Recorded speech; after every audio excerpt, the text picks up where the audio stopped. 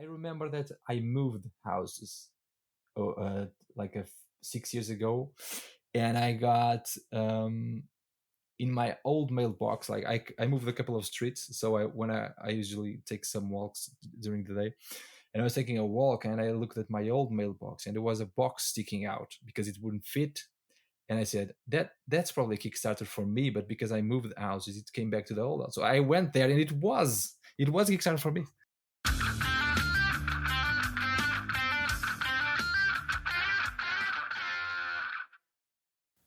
Hey, thanks for listening. Well, the eclipse is come and gone, and I hope everyone who wanted to see it got to see it. We had a completely overcast day, so it kind of got grayish and purple for a little while, and that's about it. Been in a groove with the new book draft.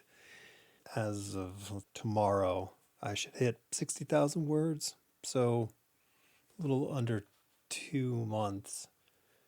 So the pace has been pretty good, but I'm overwriting a ridiculous sum, so I have to figure out how to be a little more focused for the final 2 acts of the book, because it'll be a lot of work to cut down my first slog into it. This week's guest is André Lima Araújo. This is pretty exciting for me. As I say in the episode, I came across his work, I think on Twitter. I'm sure it was something that Michael Bendis retweeted because they're working together right now. I was just flabbergasted how cool the work was. It was like seeing Otomo and Shiro and Mobius coming together for some sort of art jam piece, but it's not an art jam piece. It's 3 graphic novels. I bought the first one right after I discovered the work, devoured it, and I just got book 2 mailed to me, so I am in the middle of reading it, and it's as wonderful as the first, so I can't wait to see where it goes. Yeah, and if you're not familiar with Andre's work, check it out, find him online, or order the books. We talk about his story and pitch development process, which I think is really unique. How he comes up with a pitch and what he does, I think is pretty brilliant. If you are a person who's thinking about making a pitch, this might be some great advice, or at least direction. We talk about film and social media, video games, anime, comic books, obviously. Kind of go after the Transformers movies, so apologies to Michael Bay and fans of Michael Bay, though I think we exonerate ourselves at the end, but hey man, if you like it, you like it. That's cool by me. Yeah, and check out his previous work, Righteous Thirst for Vengeance with Rick Remender, and then his current work, which we talk about, is Phenomena with Michael Bendis. I really do recommend him. All right, this is me with André Lima Araújo. I guess you were really doing some quality pushing for the comic. This is ridiculously cool stuff, and I think everybody was agog looking at it. Yeah. Oh, this is somebody I want to speak with, so I was compelled to chase you down. No, listen, social media is basically where I carved my career, at least a good portion. I need to. It's thanks to social media to existing, because I live in Portugal, north of Portugal. I don't know anyone that does comics. I don't know anyone that works in comics or is remotely related to it. All the connections were made by me and through social media, like a good portion of them. And I think that's exactly what it's not the work aspect, but I think the result is what the intention would hopefully be. Like, we can actually, like, did you ever have a pen pal when you were a kid? You had, like, you wrote letters to a friend. Funnily enough, I did have a pen pal of sorts, which was a writer, an American writer. Okay. And it happened in the beginning of like the internet as we know it, where suddenly, like, it was way before social media, but suddenly like people had websites, and they website said contact me, and you had their form. So I read a book by a guy called William H. Keith Okay. is the name that he signs with. And he wrote a bunch of books for what's the name of that, Battle Tech. Oh, so it's a science fiction, you know that. I think I know what you, So like it's a yeah. it's a property that has it's an IP that has a bunch of games, board games, you know, and a bunch of books. And he wrote those books for a while, and he did a saga called the Grace and Death Carlisle saga, which was the main character of the saga. It was pretty cool, and I was fascinated with it. I was like 13 years old, something like that, and I'm embarrassed to think that I would write, you know, like, but back then I thought it was a great idea. Yeah. And it turned out it was, because I wrote him an email. I tracked him down online. Mhm. I wrote him an email, and he responded, and he was super nice. And that was my first big point of contact with an author as a fan. Yeah. So like that left a big mark on me as a blueprint on how to treat your readers, because he was super nice. And then we kept, you know, going back and forth, because at that age I was already very intent on doing stories Mhm. of some sort. And because I was reading a bunch of science fiction novels, I thought I might as well try to write a book. So I was always playing with ideas on my head, and I asked him a bunch of questions about science fiction and about this. And I told him, what do you think of this and of that? And he was always answering me. And it was like a back and forth that lasted for like a couple of years. And recently, like a couple of years ago, I wrote him an email. I said, hey, remember that stupid kid that wrote you an email once? I now work on comics, and just wanted to thank you, because it was really nice what you did by replying me and all that. It left, and he said, hey, I do remember you. It's nice to get in touch again. And so it was a nice thing. It was a sort of pen pal. That's amazing. And Yeah. I so believe that, when you get some sort of external support at a young age, when you're sort of Yeah. engaging in whatever the creativity act is, and there's someone there who says like, hey, keep going, go for it. Or, Yeah. Even if they don't say you're doing a great job, they're just really encouraging. It's worth everything. It's worth everything. No, it's sometimes I just in fact, this conversation is nice, because just like this week, or like not this week, I think it was yesterday, that I saw a tweet, and I retweeted it, and I said exactly that. I said sometimes, and I will explain what the tweet was that I retweeted. I quote retweeted it, and I said sometimes people have no idea the impact that a couple of words have on a life of an artist. And it was about Inoue, the manga author of Vagabond and Slam Dunk. You know, he is famous for making extraordinary stories and great drawings and all that, but he's especially famous for drawing hair. The way that he draws hair, you know, on Vagabond, which is a samurai story, like you have all the very detailed hair. And he told that the only reason why my hair is so well done is because his grandfather, when he was a kid, looked at the way that he was drawing and said, hey, you draw really nice hair. So he just obsessed with that, and he kept working on it and on it and on it. And now it's one of the things that really distinguishes his work. I love that. And just, yeah, it's a great story.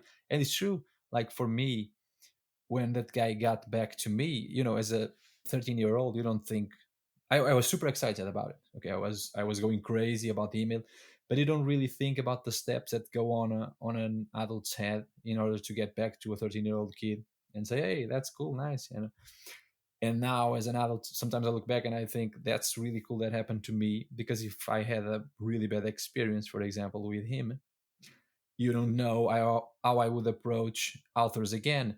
And like for me, I always go, even today, like in my career, the relationships with people like, well, in Brian Bendis' case, he came to me, but Rick Remender, I went to him, and I went to Marvel, and I went to a bunch of writers that I've stayed in touch with, and I said, hey, my name is André, and I show them my work. And it's because of that, you know, that of good experience that I've had throughout my life that really encouraged me to just be upfront and just say, if you want to work with someone, go ahead and say. and mention and say hello and all that and introduce yourself. It's good for the job and for establish relationships. And it comes back from people like William Keith and being so nice to me. Yeah, I mean, I guess they have that, whatever that phrase is, paying it forward. But I think that Yeah. this is the case, and it's funny. I've seen just in the last 3 days, a bunch of people on Twitter, and maybe maybe on different platforms, but doing that kind of reminder, like, hey, if you like somebody's something, just retweet it, repost it, put it back out there, because Yeah. there's a good chance that there's someone that who will like it, but don't have no idea it exists. And Oh yeah. I think that's I think that network of confirmation that we get from somebody, like when a friend says, "Oh man, you really have to watch this show or read this book," or whatever the thing Hmm. is, you're way more likely to do that because you trust that person. And and don't repost everything, because then nobody isn't going to know what what to think of what you do. But have a little decorum. But yeah, Yeah. it's great, and it's beautiful to hear that, because there are too often we hear the stories the opposite, where we hear somebody saying something not Yeah. positive, and and that's unfortunate, because we all kind of want that child in us to all be nurtured and and encouraged to do the thing that we kind of desire to do. Yeah, because some people say don't meet your heroes, but I've had great experiences meeting Same. my heroes.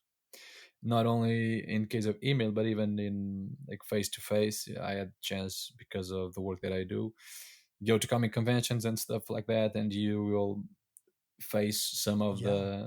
the people that you grew up with, and you have like 25, 30 years of reading their stuff, and then suddenly they are there in front of you. Yeah. And it's like it's a weird experience because he has no idea who you are, or she has no idea who you are, and there you are, like babbling like a baboon. I love your work, man.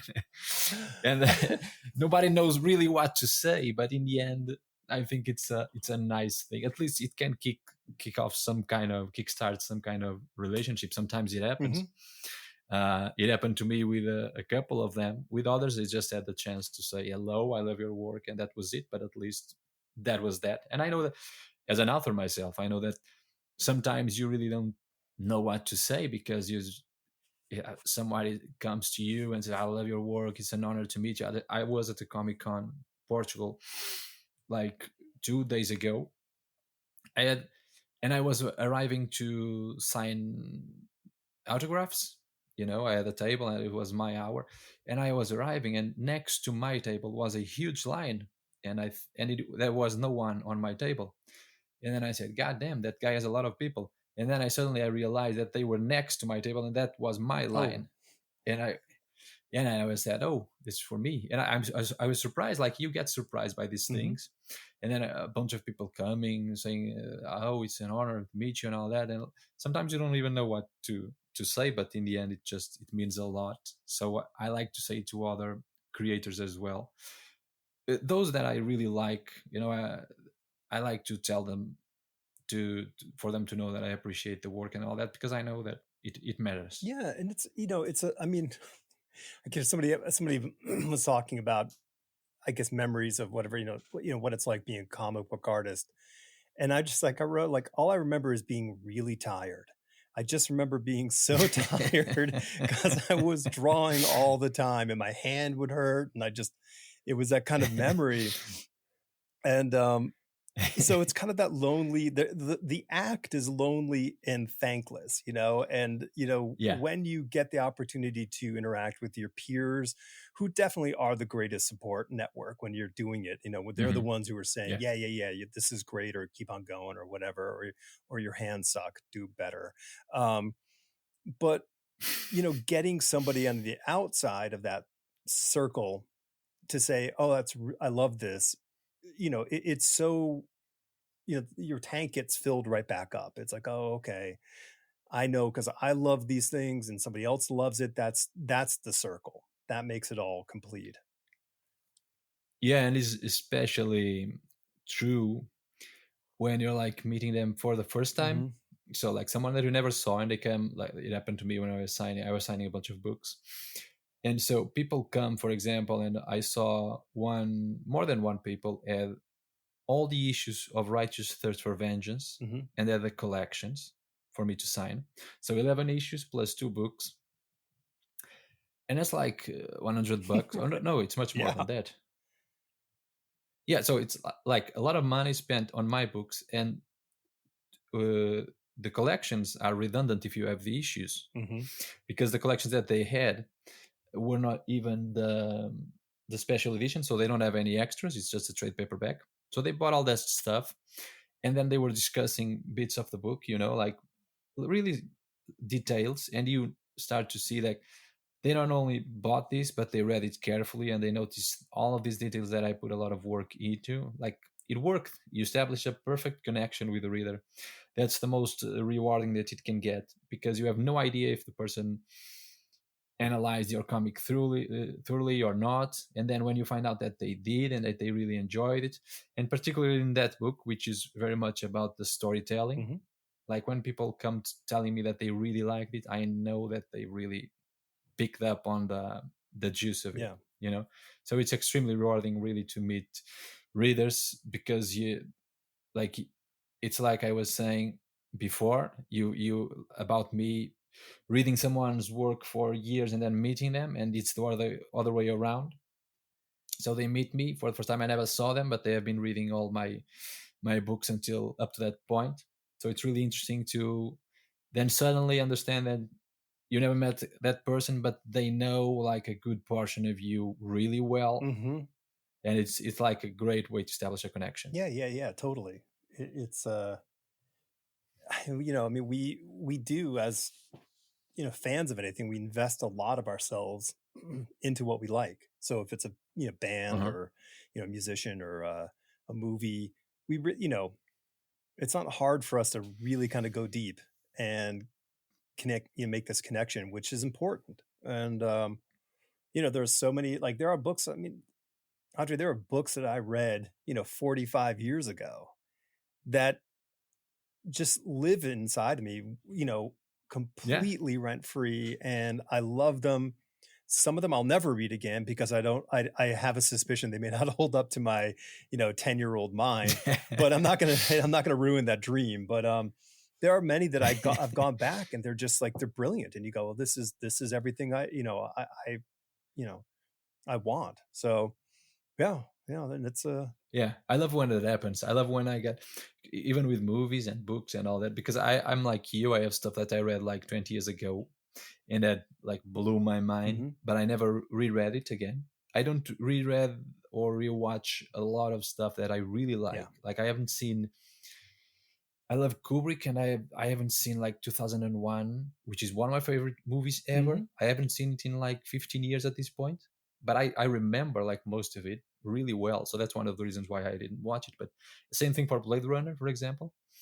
But those I know that will hold up well. But it's really great when I watched Mad Max Fury Road on the theaters when it came out, and like I was telling my wife, this is one of the greatest things that I ever Mhm. saw in my life. And then I rewatched it like a year ago or something, and I was again completely blown away by it. I, Yeah. I was watching it, and I couldn't believe how well made that thing was. It's Like, I was just mind blown, probably even more than the first time, because then you know what's coming with the story, right. and you know the pace. So I was prepared for that. So I was noticing all the other little details, Mhm. and just like, that's a perfect experience, I think, when you go back to something and it's even better than you remember. Same thing with Heat. I rewatched Michael Mann's Yeah. Heat, which I hadn't seen in like 10 years, Mhm. and I couldn't believe how good that thing was. And I was watching De Niro and Pacino, and I was just mouth open. Yeah. And the music and everything, the light, everything was so perfect. That Oh whole God, I love film that. is so near perfect in almost every way. Another film for me in that category would be like Sicario. I just Oh, that's so I can good. watch that movie all the time. It always like delivers something to me every time. Yeah, I love that movie. one of my favorite things was that the main character, which is hard to pinpoint who the main character is, but like the movie like plays a lot of tricks with you. One of them is it gives you Emily Blunt as supposedly the main character, and she has no agency in anything that happens. She's just there for the No. ride. Like she has whatever she might tries to do, like nothing happens her way. Like she's nothing. She's a passenger, and the movie plays with that notion because it presents you um, her character as kind of the hero, Mm-hmm. but then it's oh no, she's not that, and this is not that kind of movie. No. And then kind of in the end, you kind of get that it's Del Toro is the one that makes everything Yeah. happen, and it's because of him that the story is developing. And he really is guy like the guy in the corner that almost doesn't talk in the beginning, and for most of the movie, you don't get much from him. I love when a story pulls those kinds of Oh, it's tricks. it's. I mean, it really is one of my absolute favorite films of the last 10 years. Hmm. Just Yeah, I can't get enough. And I mean, I think his Blade Runner 2049 or whatever the number was, like I really enjoyed that film yeah, from top to bottom as well. was very good. Yeah, yeah. I think he's just he's doing the great movies. He's Yeah, he's a visionary. That's what he Yeah. is. He knows what he wants from a movie, and you can tell. I think that's the thing really that sets like a guy like Villeneuve apart and makes him one of the top tier directors, I'd say right now. That you can tell that you might not like his movie, but he definitely has a vision for what he wants. Yeah. No, I agree. And he also, I mean, while I'm, a total science fiction, nerd, I love it that he does films, that aren't science fiction, that he goes outside of that Hmm. genre and he'll tell these really like hard, gripping stories about people. And you're like, good on you, man. Like you really, yeah. And I guess the reason I'm kind of circling on this is that you've mentioned it twice, in regard to your being a child and wanting to tell stories, and then somebody Hmm. citing storytelling in your work as from a fan's point of view. And was that the chief driver for you when you? Yeah, Always. okay. So what is it about the Yeah. storytelling for you that is the compelling aspect? For me, it's a story. Like I like. I started noticing, when I was growing up, like everything that really interested me had a story in it.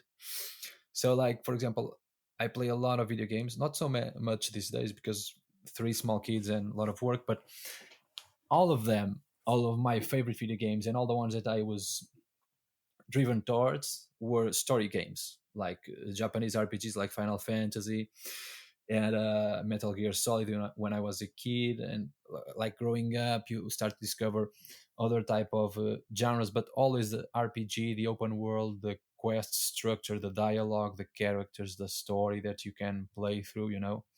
The Uncharted type of games, Last of Us, all of that. Then discovered things like Elder Scroll and Fallout, and eventually The Witcher 3, which became my favorite game ever. Hmm. So it's like same thing. Then I love movies and books, and I love the history as a subject. I read a lot of books about medieval history and all that stuff. Um, and it's all just this idea of a narrative, of finding a narrative, because I think that's what makes us tick as a person. I think that's what moves us. That's been the core of our existence, basically, just carrying these stories with us that we tell each other. That's how, until very recently, the way that we would pass Hmm. information. So it's ingrained in our survival. And I think that really, without a story, there isn't much going on for us. So, and at the same time, as long as you have a story, you're there, you exist. And I think that's probably the more profound reason. But I have this like, it's like a fire, you need to make something. I don't like I don't usually talk much. I'm not the kind of guy that's gonna come to a lunch or a dinner and is gonna be the one telling Hmm. stories. I don't do that. I really don't feel a big need to talk or any of that. I'm A lot of people that know me like more superficially will always say that I'm very quiet because that's my nature. And I think that's part of that. I imagine, because I'm not a scientist or a shrink or anything, but I imagine that part of that is because I express myself all the time in my work, so I don't have the same Mm-hmm. need that other people have to just tell a story, just blow some steam, express some kind of emotion. Like I'm doing that all the time in my work, and I feel like that's part of my nature, and it's part of everyone's nature, really. But for me, I always felt that this was the best way to express Yeah. it, and it has always been at the core of my interests in everything, really.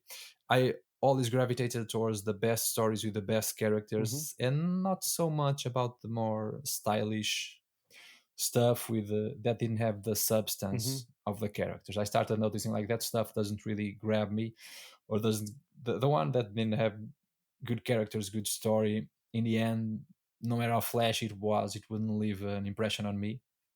So all my favorite stuff is from that point of view. You know, it's when you were saying it earlier and something popped in my head and now you just kind of codified it, that, and it's a broad generalization, so don't eviscerate me, world, but the point being that I think like people who create stories kind of come from two camps in general. I mean, you can cross back and forth, but I think there are Mm, the people who get enamored by visuals or fancy language or whatever the thing is that makes them excited, and it's fun. No one's going to deny that looking at a Transformers film isn't exciting to look at. It's designed to be yeah. exciting.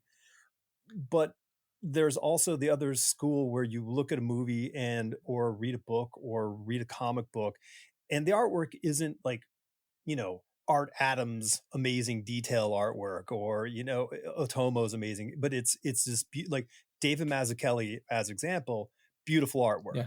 You know, made a perfect Hmm. comic book series, and like it is, you know, the Hmm. year one best one. You know, might be the best thing Yeah. ever done. Um, but it's coming purely from a storytelling driven aspect Yeah. versus a visual aspect that's dominating it. And I think you can kind of see how these trails move forward in creating things and all sorts of stuff. I mean, like the, you know, flashy musicians who play a lot of guitar solos and craziness and all sorts of things are going on may not be the most structurally competent, you know, songs written, but Hmm. they're pretty damn exciting.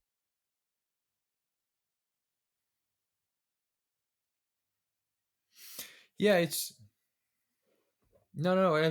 Because you're reminding me of something that I saw once, and and you spoke about Transformers, so it's like a perfect example, because it was a video about why Terminator 2 is so good and why we all talk about it.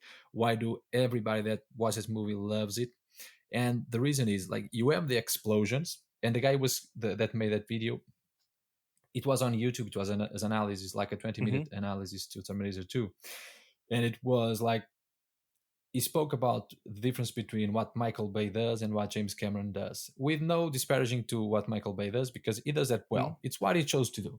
But Michael Bay catches your attention through the most basic way that we give our attention, which is like if something explodes, your head will turn to that thing, right? Mm-hmm. Always. So in all of his movies, everything is always exploding. That's what gets your Mm-hmm. attention. And in the next scene, something explodes. So it's just a manner of speaking. It's not just that, but it's like it's a visual thing that immediately grabs your attention.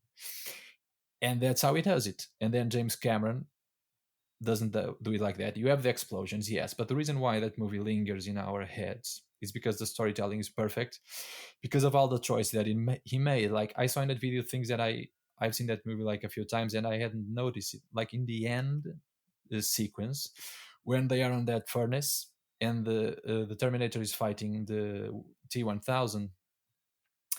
The T-1000, I can't remember now which one is which, but let's say that the T-1000 is lit with a red light and the Terminator with a blue Mm-hmm. light, always from the beginning to the end of that sequence. And even when the T-1000 reshapes itself into the Terminator appearance, it's still lit with the same red Mm-hmm. light. So it's like there's that code that you don't see. So like there's a lot of subliminal stuff that James Cameron puts in the movie that goes hand in hand with the explosive sequences and all the action and all of that. Like he he really knows how to tell a story, and that's why his blockbusters are always so like perfectly crafted. And that's the difference between his type of filmmaking and, for example, Michael Bay's filmmaking. And I think like both have a Yeah. place, but for me, it's James Cameron. And well, I think Cameron also comes down to writing as well. He's very much involved in Yeah, that yeah, script. And I think he is going for yeah. that human connection in his story. Like, what is Hmm. important? What is important to a human in this? Yeah, it's Right. characters. And so you are compelled to find out what happens to these characters. Let's say they're equal when it comes to their their film craft. They can set a shot up both equally well. They can both light something just Uh-huh. as well. They can choose the right lenses. But there's these intangibles that Cameron employs, which just set him above the fray of the most notable action Hmm. directors. Yeah, and it's like on Heat, for example, the movie that we were talking Yeah. before with Michael Mann.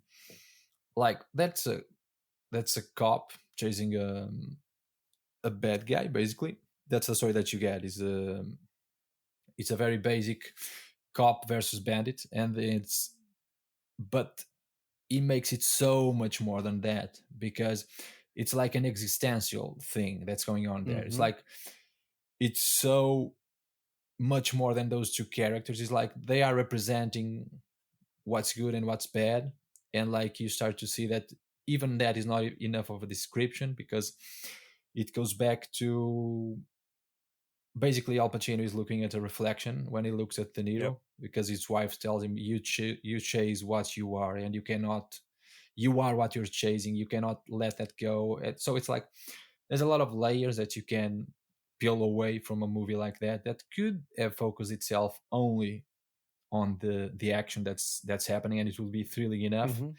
But when he has all that stuff on top, you get just a movie that just never dies, never goes away, No. and it doesn't leave your head. Yeah, and that parallel of those characters where De Niro's character is like, hey, never have anything in your life that you can't just walk away from, and just turn and Hmm. walk away.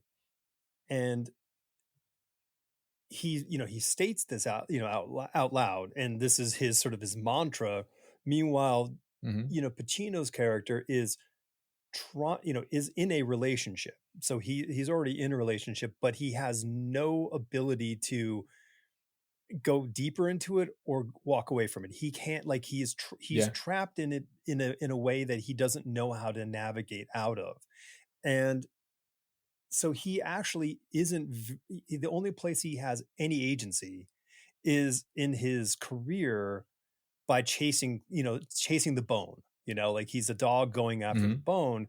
Everything else is completely falling apart around him, and he has no Yeah. ability. Meanwhile, De Niro's character is all about this agency. His whole life is about agency, and the second he gives that up is when it all falls apart. Yeah. Exactly. And even if you look at like Al Pacino is so his character is so in the chase that he's completely surprised when his wife just tells him like this is not Mm-hmm. working. He never thought about that thing not working because for him like the wife was there, yeah, but the work was the thing. And then he got back home and there she was, and then there's a point where she says this is not working, you're living with that man in your head and that's all you think about. And he's completely taken aback, and then he actually keeps chasing him and keeps doing his job. And then when he comes home, there's the wife as a lover already. So like he's completely out of the loop. And it's one of my favorite scenes in the movie when he says that you can eat my dinner and you can fuck my wife, but you cannot watch my TV, and takes the television away. It's so perfect because it's like he lost control of that situation Right. completely, but it's his way of saying that I'm gonna win Right. something And here it's tonight, and that's it's gonna be my TV. and it's so and it's just such an emasculated action. Like there's Yeah. no power in it. It is so small, and yeah, I love it. I mean, it's now I'm gonna have to watch this movie all over again. Oh, do it. So okay, so you have this compulsion to tell stories, and I get it, man. Like I remember, like all my action figures growing up, it was all about taking those characters and making stories. Like I would just sit there Hmm. and play and make up stories for all these things for hours and hours. Yeah. Um, and and with friends, I would be like, okay, we're going to go do this. I would construct all these sort of elaborate stories for me and my friends to go do. Um, poor bastards. But like, what did you like? What like? Can you track a point where you started like saying I'm like when you started making something, and like what were the things that you were thinking about Mhm. making, and what were you actually trying to make? Well, for one, I was exactly doing what you just described, which was with my action figures. I had the Ninja Turtles and the Action Hmm. Man figures and all that. My sister had Barbies, the Barbie doll and the can, but she never liked very much the type of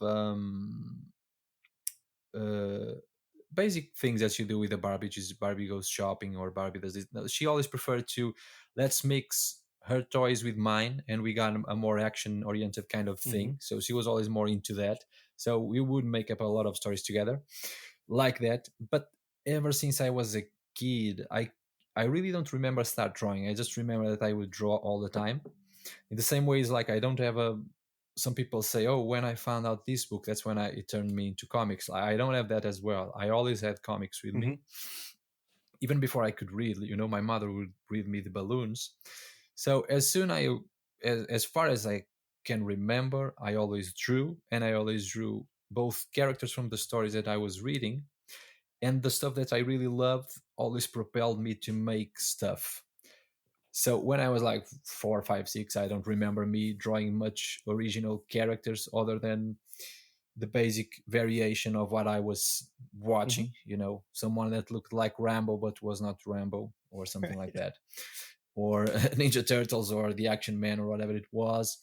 When I was like after 10, and when I saw Dragon Ball, like that really cracked something. And I remember from that point on, I started doing a lot of sketches and writing notes. But even before in primary school, I remember like my imagination was always going. I remember creating all types of drawings. Oh, I'm remembering now doing drawings with wrestling figures. I had a friend of mine that really, we both love wrestling, which was not like a phenomenon like you have in the United States at that Hmm. point in Portugal. It was more like a couple of nerds liking it or something like that, and it would be the odd guys.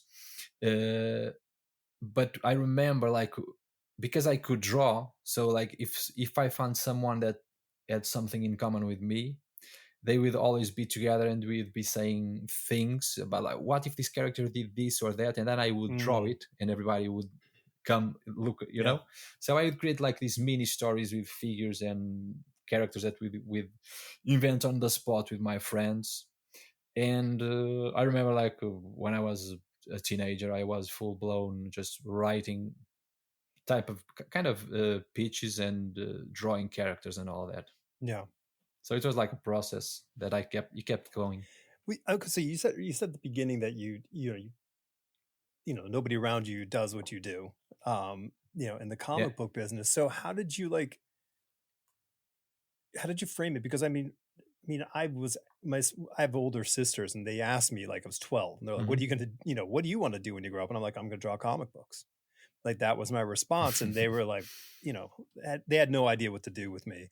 Um, but I had encouraging family who was helpful to sort of foster whatever Hmm. foolish ideas I had. But um, how do you like how do you keep that fire and interest going and sort of direct it towards something? Because it's easy to say you want to do something, but doing it Hmm. and then actually manifesting it are two very different things. That's right. Well, the reality was, like I was saying, I always had the comic books next to me. So clearly, like I remember my mom reading the balloons, and she remembers that as well. I don't remember, or I don't know exactly why she bought comic books. I must have asked Mm. for it. So it drew me into like from a very basic age, certainly like the drawings and the cartoons. I love all types of cartoons as well. So like from a very basic age, I was surrounded by a lot of that material. Hmm. And I remember like the first comics that I was reading were, or before I could even read, the first comics that I had with me were Disney comics like Donald Duck, Yep. and Donald Duck was my favorite. I never liked Mickey very much. Like the stories of Mickey, I always found them a bit boring. I always liked Donald because Donald was always in bad Yeah. luck, and he always had to fight his Mhm. way out of whatever He had stupid thing problems. he had done to He had himself. real problems. Yeah, lots of money Yeah. problems as well, because he always had. Yeah. So like, I remember when and I was always drawing, so it was kind of obvious that I would have to do something with it for everyone around me. Mhm. And I drew really well from a young age. So like, I stood out from a very young age, like as an artist. It was pretty clear that I would have to do something with it. So I remember I was like 5 years old, and my grandfather, my father's father, asked me, "What do you want to do when you grow up?" And I said to him that I was going to draw for Disney. Hmm. That was the thing that I said to him.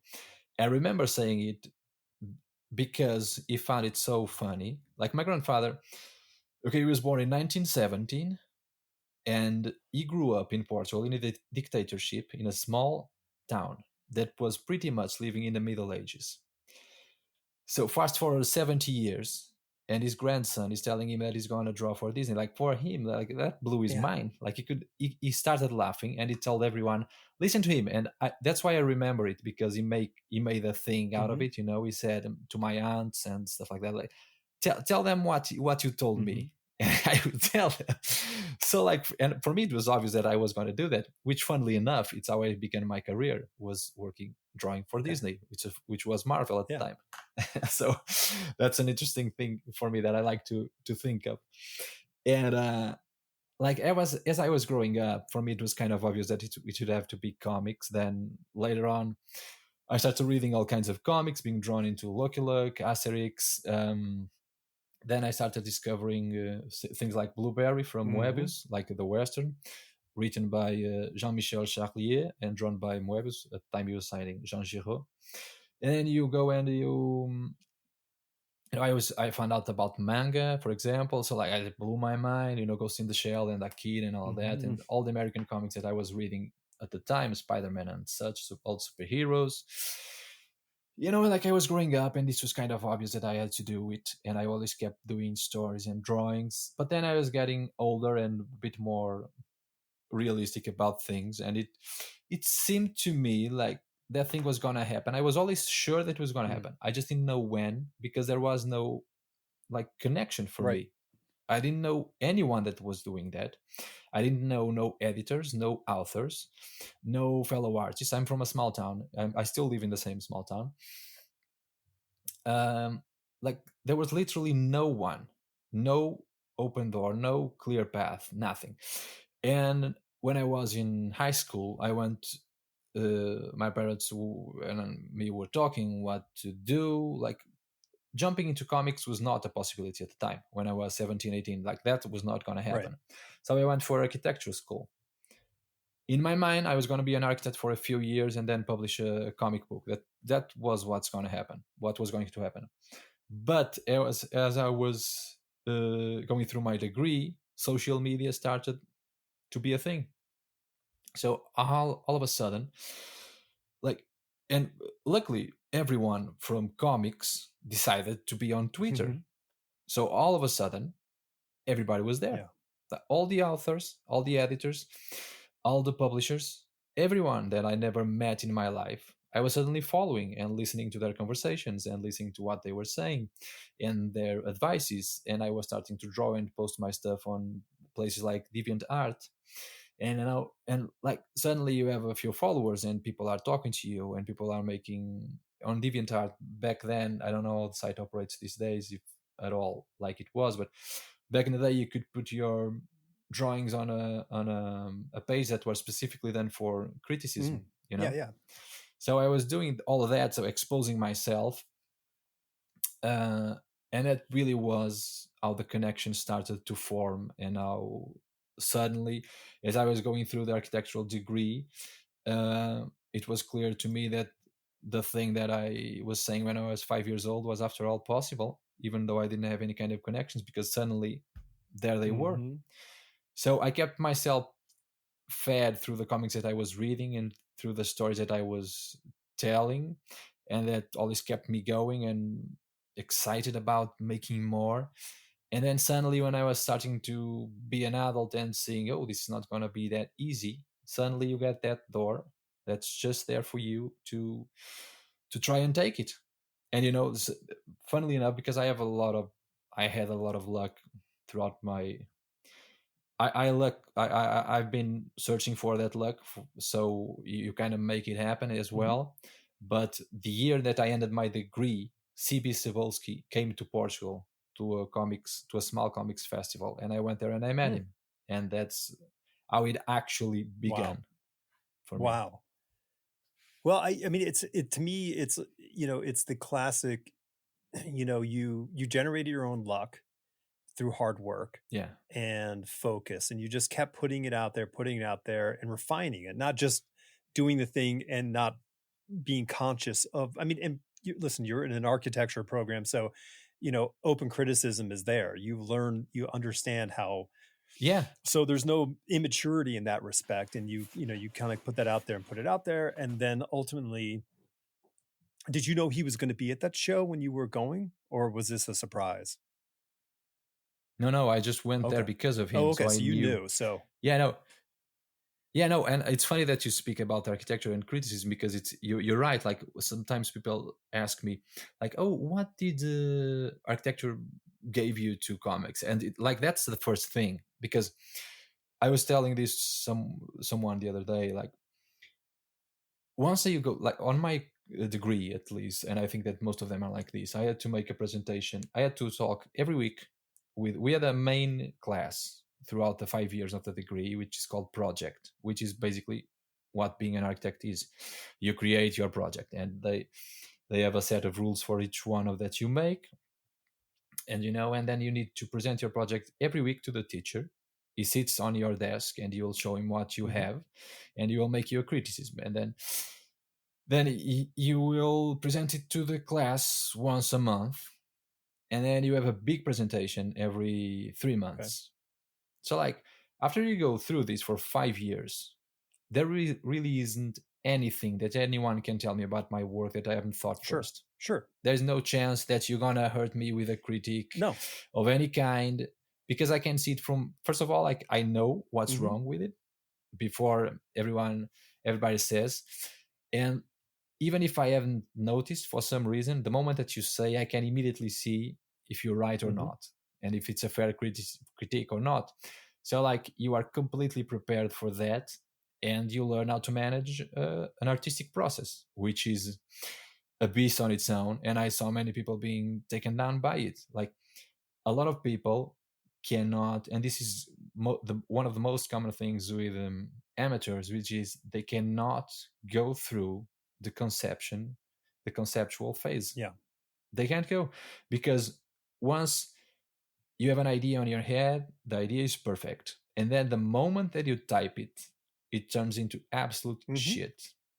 And that happened too with in architecture. Like, we have, like, I remember we're working on a museum, and you have an actual terrain that the teachers will tell you, it's on this terrain, and it was on the city of the university that I was in. So we would go there and visit the terrain, and then we were all assigned to that piece of land, and we had to build a museum on it.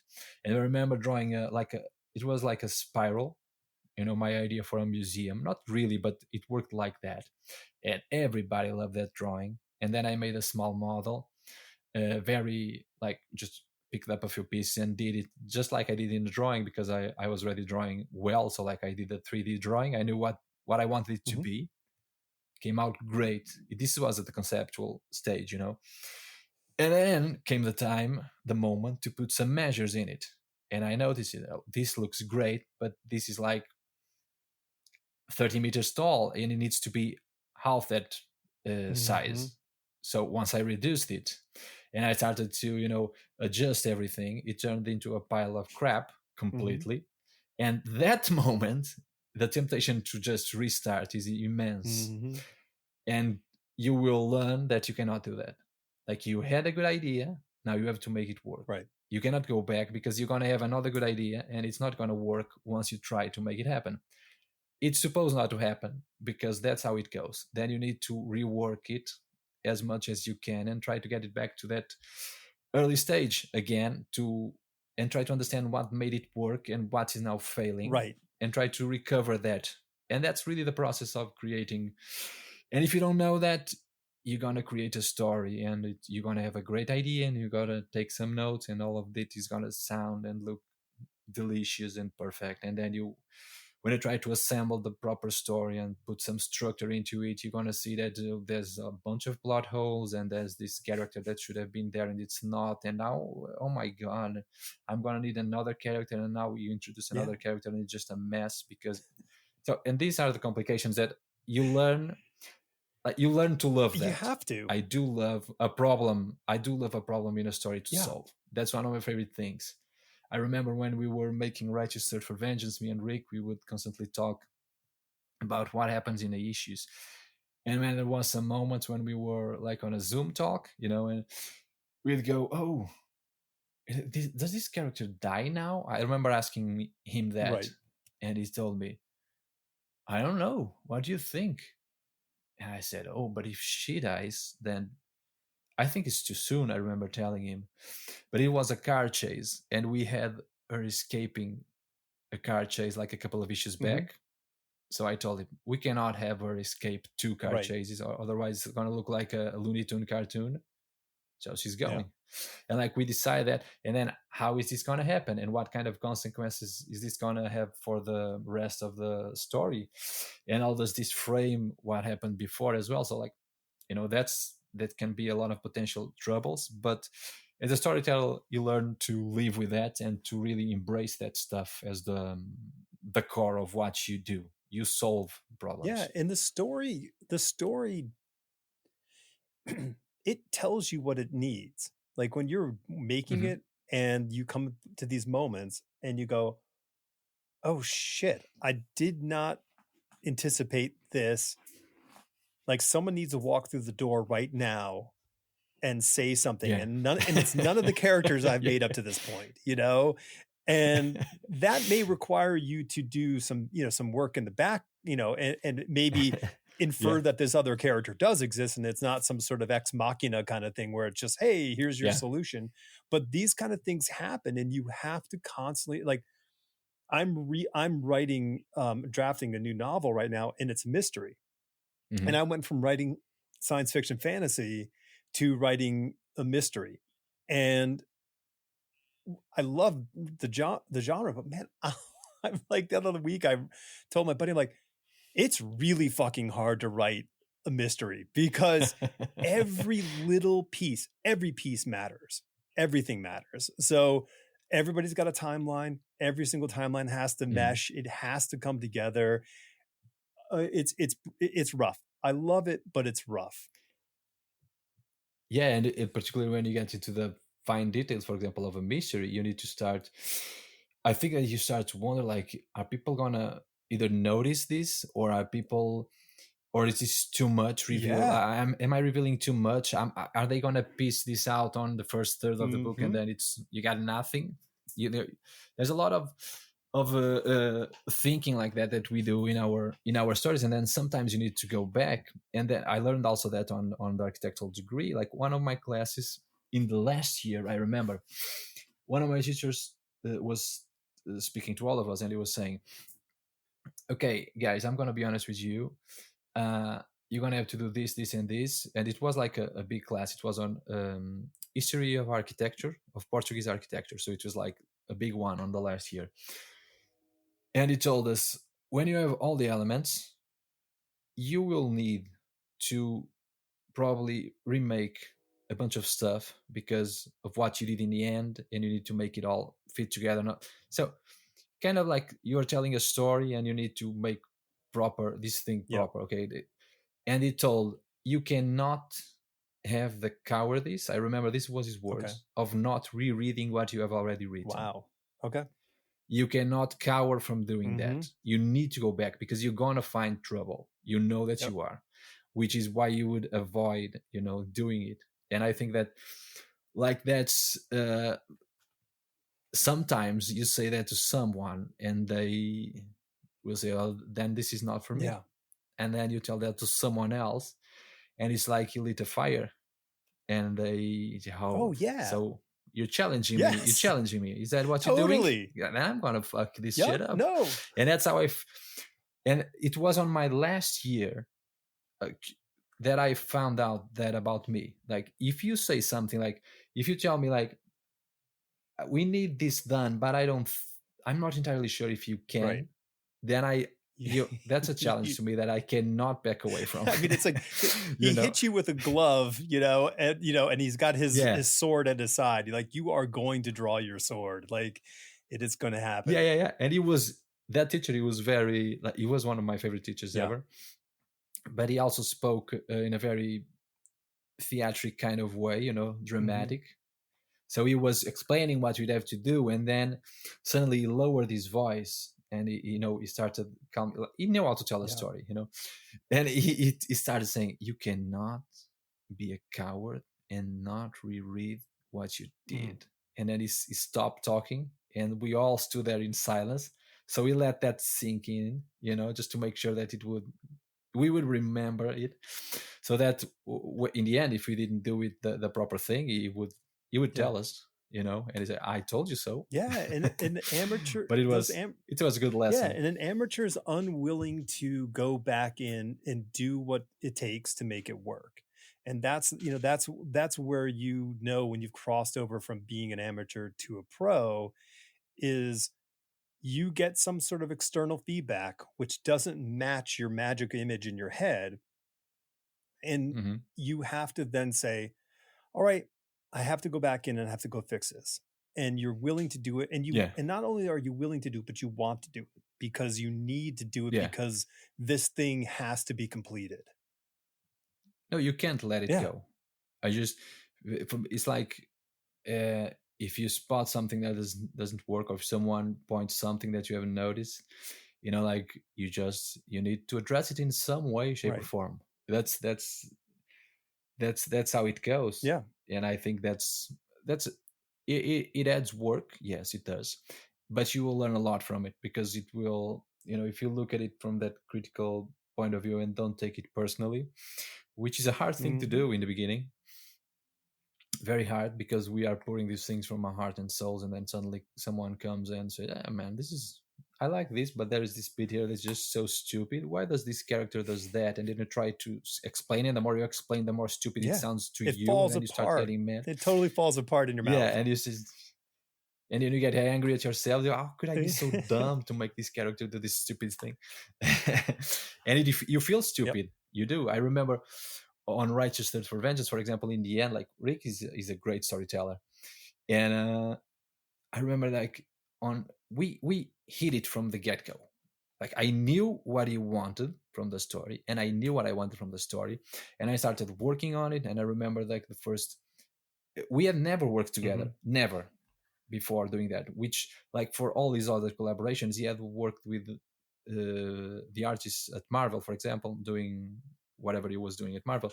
So, like, all of them came with him from that place, so we knew how they operated, but we didn't know how we operated. I wanted to work with him, he wanted to work with me, and then we started doing the book, and that was it. And we decided what to do, how to do it, and we started drawing.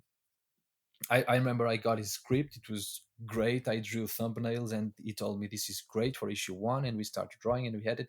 And then we went to issue 2, and in the end of issue 2, the scene that he wrote was not, he had some doubts about a couple of panels and a couple of things, and then I tried to come up with a solution, and I drew it, and it was bad, because it was not the thing that we had done up until that Mm-hmm. point. And then I felt stupid, and he felt stupid, and we both felt really dumb at some point. And I particularly felt dumb, because the drawing that I made was really not a good story moment, and was not at all what the story was asking for. And then we squeezed it, and when he said, "I'll just let me try to retype a few things," and he rewrote it, and then I redrew it based on what he told me. This is on the thumbnail Mm-hmm. phase, obviously, on layouts phase still, but we got, like, a great ending for issue 2. but we had to go through that. Am I Yeah. dumb or something? Because I did really something stupid here that has nothing to do with what I was doing up until this point, you know. So I think those are good moments, and then you learn, because we never had the same mistake Right. again. Neither he knew where to go, I knew where to go, and that was it Mm-hmm. for us. And it was funny that it didn't happen in the beginning. It happened already in the end of issue 2, but it was then that we were 90% there, and then we got 100% Yeah. there. And and that's the thing, like, maybe it was, um, you know, presumptuous of you to, do that, sort of visual Hmm. rewrite yourself. But if you hadn't done that and you just drew what was in the script, that 90% good thing would have gone through and that could have been fine. But because you challenged it, and even though you fell short of a solution, a better solution was found because something you called something out by making that effort. Yeah, because I remember that did a drawing. Like, this character was a bit. It was with a character that was an assassin, and it was a bit colorful. Let's put it Mm-hmm. like that. While everything else in the book was very subdued and realistic, and this one was a bit more out there. And at that point, I picked him up, and in the end of the issue, I turned him almost into a Quentin Tarantino crazy character, of that type. And we really weren't doing that type of Right. book, so that's why it felt so off to Rick, for Mm-hmm. example. And to me, when he pointed out, I said, obviously this is really stupid, this is really dumb, this doesn't work. Mm-hmm. So, but it's a good, that's why I like working with him a lot, which is like, if he likes it, he will tell you, and if he doesn't like it, he will tell me as well. Yeah. And I do the And same your thing. gut, If something is not working, yeah. yeah. And your gut tells you, like, it's all about tone. Like, Hmm. a shift in tone for anything, if it doesn't actually work, it's just going to be discordant. Like if you shifted key Yeah, and it puts you yeah, off. if you shifted key in your, in a song and it doesn't have a resolution to it or a purpose, it just sounds like this Hmm. really very odd, like what is happening kind of moment. And yeah, I mean, you just and we've all seen it in a movie, or in a television show when all of a Hmm. sudden things just kind of change. You're like, why are they like this? Feels really odd. Um, yeah. So well, Yeah, I feel, yeah, I feel like one of the worst moments for me in a TV show or in a movie is when I start looking, like, I can forgive a lot of stuff, but the one that just, yeah, it turns me off completely is when I started looking at a character and thinking, why, or saying, why is he doing that, or why didn't he do that for other sure. thing? And when you ask that question, for me, is like, unless there's a good answer coming, you know that's Yeah. it. It broke the illusion completely, it fell apart. Yeah.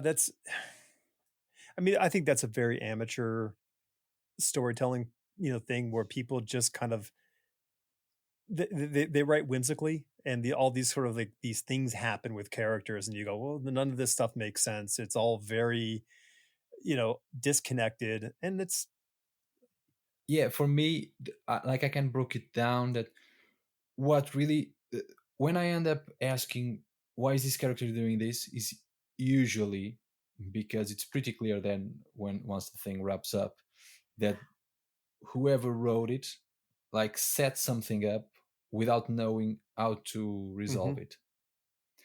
So then they find themselves in a point where you need to come up with some kind of solution, because this mystery that we set up in the beginning doesn't really have an explanation. So now we need to come up with some kind of explanation. And that's really when you go and you see, as I'm watching it, like I say, this is a very stupid explanation to the thing that I was so excited to find out about in the beginning. And it's pretty clear that whoever wrote this never thought about the ending, just wanted to set something cool up, and that was Yeah. it. And it's usually that's the problem Yeah. for And me. it's like, when you create a story, you create a world in this story, and this world has its own particular physics. And Hmm. these laws of physics, you establish them at the beginning of the story, and you adhere to them throughout the story. If you break Hmm. these laws of physics, it really tells the reader, the viewer, the listener, whatever it is, it tells them you don't care. And that's a Yeah. really dangerous place to put yourself in when you're making something and sharing it with other people. Yeah, that's a good example of what I was speaking about earlier. For example, in Righteous Thirst, when we were saying, are we going to kill this character now? And that's when I remember telling Rick, no, we are creating a world that has consequences and dire consequences for the things that are happening. It's a violent story, and like they are stepping into a world that's very violent, full of assassins, dark web, all of that stuff. So like they managed to escape a car chase, and now we have a second car chase, and you can't have the same thing happen, because otherwise you're starting to get cartoony and going away from the thing that the rule that we established, that this has consequences, so this is it. Yeah. Like she's going to die now, sooner than we wanted, but or sooner than we had planned in the beginning, but it is what the story came to.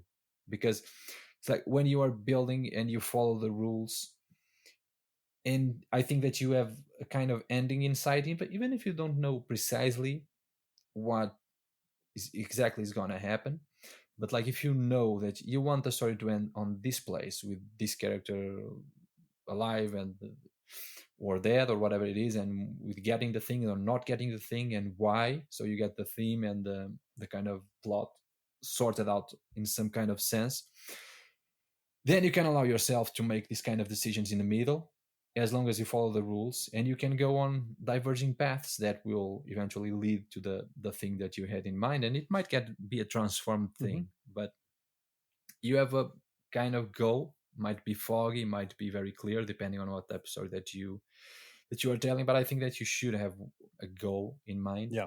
And then you follow, like you said, you adhere to the rules and you make it happen. And I think as a reader, for me, that's really what I want from the story. It's like I want set up the rules and then follow Right. them, because it's so exciting when you, for example, are watching a TV show or a movie where the rules have been set clearly, and you start seeing something happen, and you start to think, oh my god, this character is gonna die. Like there's no way that he is gonna escape, and then it happens and you still can't believe it, but you feel fulfilled because the show made you a promise and kept it, or the book make you a promise and kept it. And like one of my favorite comic books ever was Sculpt. Okay. From Guerra and what's the name of Jason Aaron, the writer. And it's like a super intense police undercover story, and it has its rules, and it's a dire world as well. It's a very violent world that this cop is in. He's on an Indian reservation, a Native American reservation, and he's like there, and it's everything is dangerous, poverty, all of that. So it's like it's a tough world, and the book makes you its promises, and then it sticks to the consequences. And I love that about that book. It's like from the beginning to end, you always get what you're promised. It's a great lesson to adhere to when you are making something, to be very cognizant of this stuff as you proceed, because while the preciousness of the characters that we create, we don't want them to go away, but sometimes they need to go away to make the greater whole, the greater sum of the story to work better. That's terrible. Work better, to be better. So speaking of stories coming to you, and you mentioned it earlier, so Bendis came to you. So was it in a great light? Yeah. Like, was there a big light fills the room, and then all of a sudden Brian appears from the center of this light?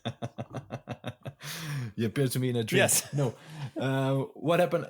It was funny because again, It's like we were speaking, like sometimes these things happen to me in my career. It's like a bit of luck, but you know what they say, luck is opportunity meeting preparedness.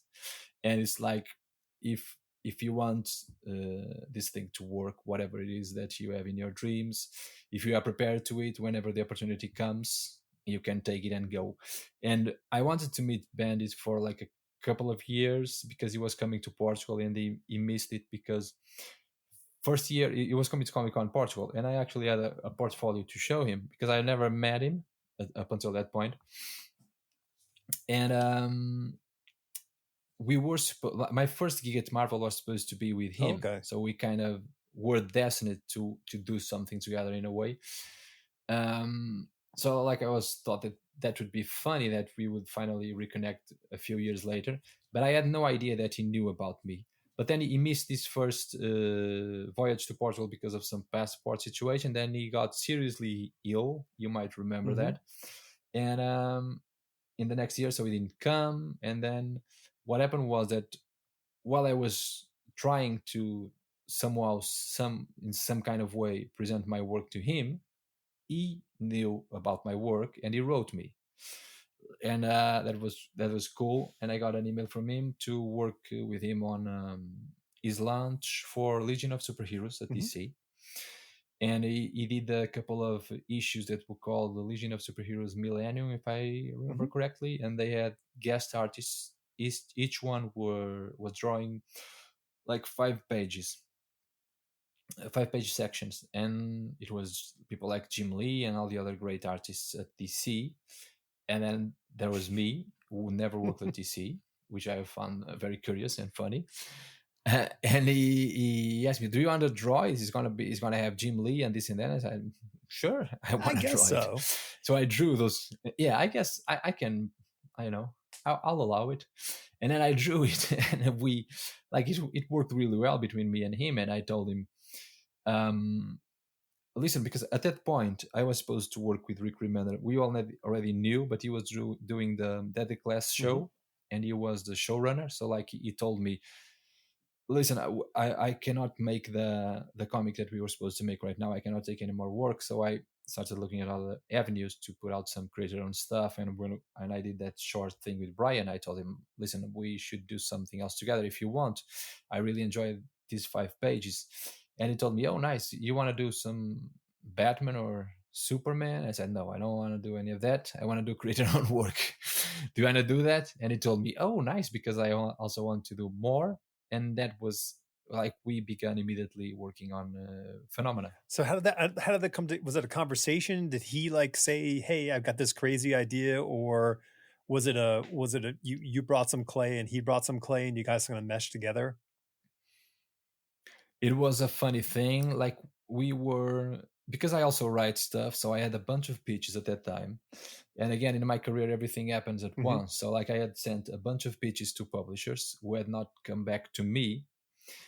And eventually they came back to me and said, we want to do some of this. But I was already working with Brian. So I showed him the pitches as well. And so this is the stuff that I've been working on in the past like couple of years. Stories of mine that had text and artwork for. I always, the way that I create a pitch is I create the story, and then I make like a 5-page thing that's like a movie trailer, so that I can showcase all the main bits of the story and have a few captions on it, like a narration. So if you're an editor, you will pick it up and read those 5 pages fairly quickly, and you get immediately a sense of what the story is like, because you're going to see all the characters, all the places, and everything. So he saw all of that stuff and the character designs, and he was supposed to send me a few of his ideas so that we could pick one of them, or maybe pick something that was inspired by that.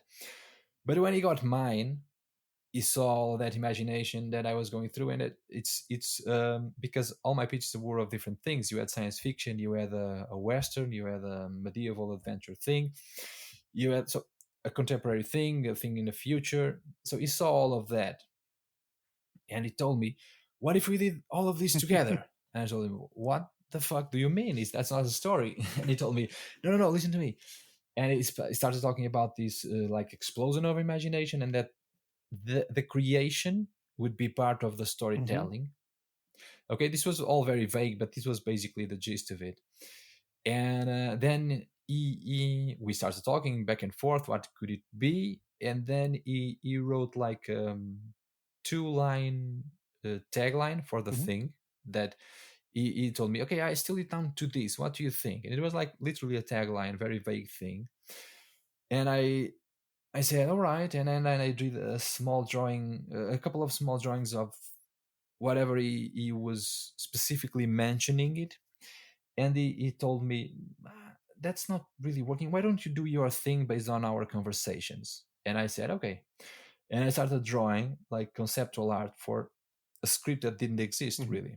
It was just based on our conversations. And my concern was at that time, this visually needs to belong together. But because I'm not writing it, I'm not concerned about who is who or who does Right. what. Like, let's create this world, the world that I see in my head after our conversations, and we'll go from Mm-hmm. there. So I drew like dozens of characters and of places, and in each illustration, it was not just a place that I was drawing. I was drawing a place with characters doing things. So it was you were like seeing this story happening, but it didn't have any kind of plot. It had story because it had some life instilled into it. It was literally conceptual art. And then I sent all that stuff to Brian, and he picked all that stuff and he started writing ideas, like concise, big ideas with plot and all that. And he would start. And I remember that he asked me, like, the only thing that he asked me from all the stuff that I designed for book one was a boy and a creature. Mm-hmm. That was it, which is the two of the main characters, which is Bolden and Spike. Spike is a creature, and I drew both of them. I loved them immediately, and I added a girl to it because I don't know. I felt like let's add another Mm-hmm. one, and I added a girl, and I said I really want this girl to be a part of it somehow, and it was the girl, which is Matilda, with a round Mm-hmm. helmet, um, and the robot arm, and that really was became the key core characters of the thing. And then because the characters were fully realized right away, because I drew like the design like it had a complete description. That's always how I do it. I play around with my pencil when I'm designing the characters, getting the shapes right, and then I do a very detailed type of character design already. So I sent all that stuff to him with a bunch of other characters, and then I remember that he was writing the script, and he would tell me, for example, on page 11, 3 characters that you did on sheet number 5 appear. Okay, sure. Unless you don't like Right. those, unless you don't like those, and you want to design some other Yeah. characters. And then we were literally pointing at things and saying, "Oh, let's put the characters on Mm-hmm. this on that sketch right now." And then I would develop and flesh out the either the character or the place or whatever it was. But like all the stuff that you see on book one were designed previously of us having really a Mm-hmm. script was. And that's like we inverted the process of creating this, which usually it's like you said in the beginning, the writer comes to you and says, hey, I have got an idea that I think you're going to be great for. That's usually how the conversation goes, you know. And on this case we went the other way around. Okay, good. Sorry, there was a blink on this side. Um, I think that's amazing. When I first picked the book up, I was, it sort of fit in a whole bunch of little categories that I enjoy. I love science fiction. It had a very sort of for lack of a better term, a classic, D&D adventure kind of style. This Yeah. small little adventuring party forming up, Yeah. and so all these kind of elements kind of came together, and then it was just in this landscape of this world, which was a mishmash of like things that seem familiar and things that are completely just truly alien. And it's so interesting to hear how you all how you guys kind of connected this together, in the development age, which is pretty damn clever. I think that's amazing. So Yeah, I was pulling from all of these, like visually speaking, the more I drew, the more I knew that I wanted this to be a like an old school adventure, like you got on the Japanese role playing games. You know, Mm-hmm. that's where the D&D comes from you. But for me, like to the point of view was the Final Fantasy games, Final Fantasy 7 or 8, or the old school mangas from the 90s, like Dragon Ball and all that. Yep. There was always an adventure around the corner. There was always something new to see, and there was always this on every game, on every episode, whatever it was, this brand new world for you to explore, and there was always something amazing coming, and you knew that this you could see the imagination of the author. So that's where I was picking it all from, and I think that's one of the good things actually about the book is that me and Brian were taking inspiration from completely different Mm-hmm. things. And like when I was drawing, I was thinking about things that he doesn't even know exist. And the same thing for him. When he was writing, he was thinking of things that I had no idea that it existed. And when I explained it to each other, we then fed into each other's ideas, and we there was always this ping pong back and forth. You know, when he started writing the characters, for example, I remember Brian telling me that it was on the script that Spike, so the creature, speaks like Larry David, Mm-hmm. which I never thought of. And then the moment that I read his dialogue as speaking by Larry David, spoken by Larry David, it was like perfect. Mm-hmm. It's a voice for the character that I had never imagined it would exist, but it's like this mishmash. It's a good example of the mishmash that we got going through the entire thing. Yeah, and like I mean, your visual nods to three masters of the comic book form, that you're infusing together in in the artwork. It's it's a nice homage, but it's also it kind of makes sense on that creation aspect. Like you're like those three creators created so much, that have influenced nearly the entirety of the Mm-hmm. industry.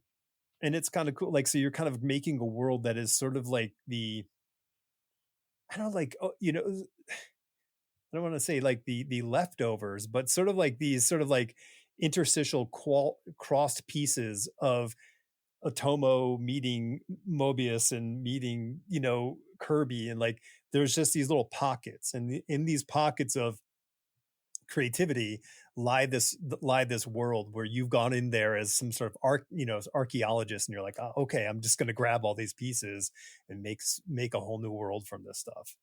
That's actually a perfect definition of the basic idea of what we had going through when we were making it. That's pretty much it. Oh, I love Like it. it's the cross section of everything.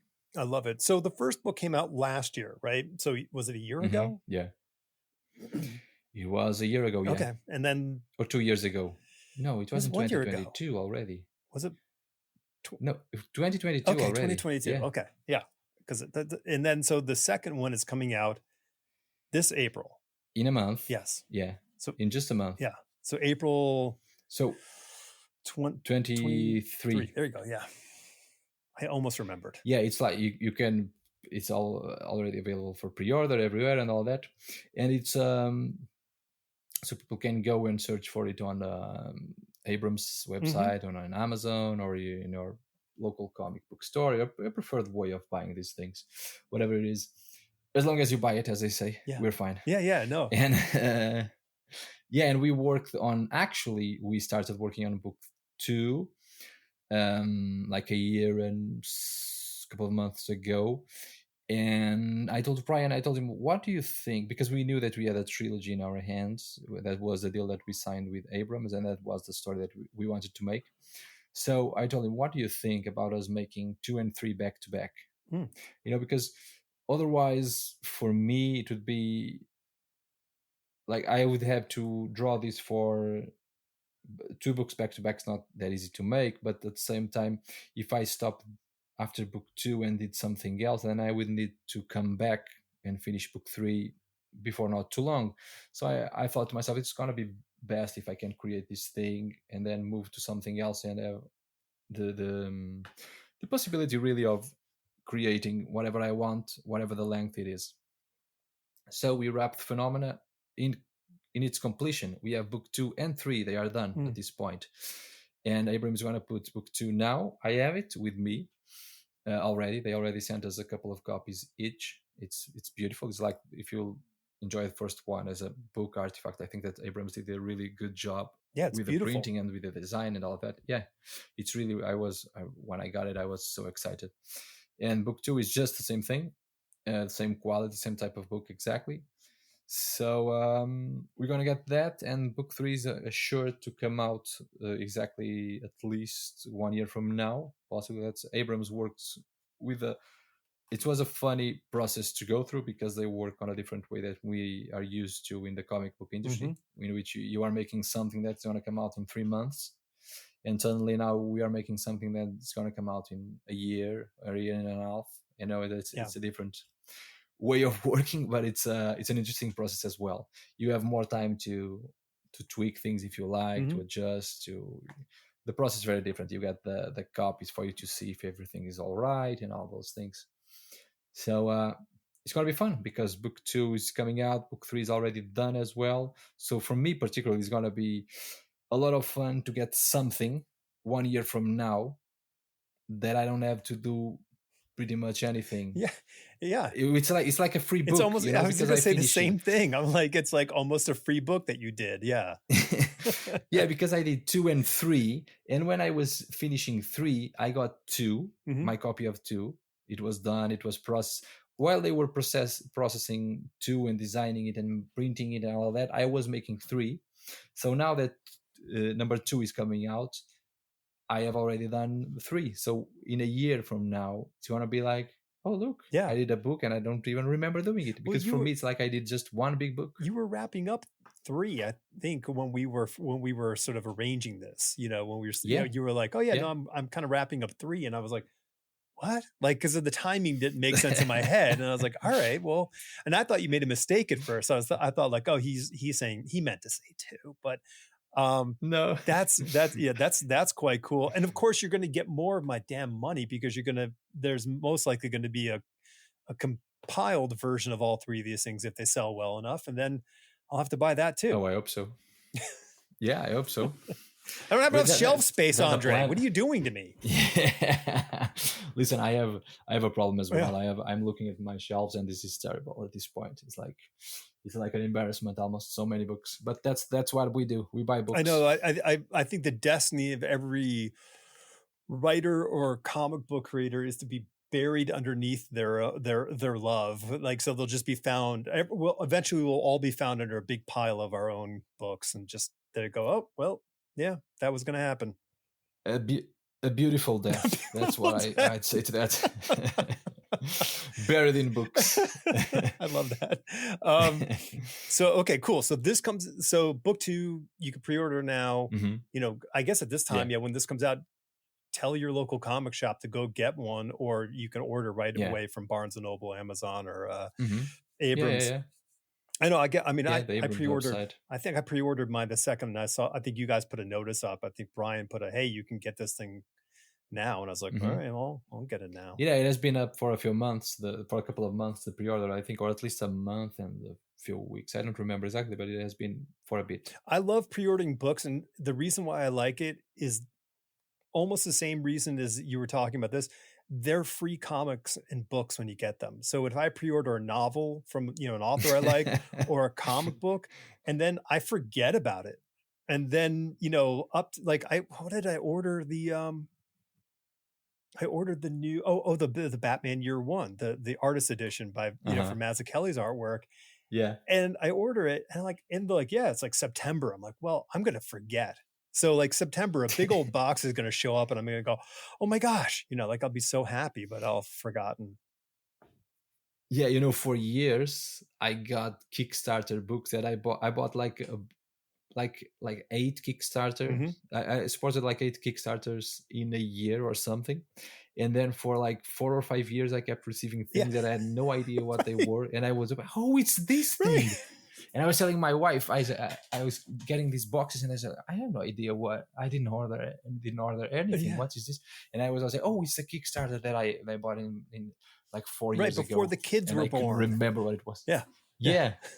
It's exactly before the kids were born. no, it's totally nuts. No, I remember that I moved houses like 6 years ago, and I got in my old mailbox, like I moved a couple of streets, so I usually take some walks during the day, and I was taking a walk and I looked at my old mailbox and there was a box sticking out because it wouldn't fit. And I said, that's probably a Kickstarter for me, but because I moved houses, it just came back to the old house. So I went there and it was Kickstarter for me. You're stealing other people's mail. I went there. That's all right. It's your, hey, listen, you got to do what you got to do. It was mine, actually. You got to do what you got to do.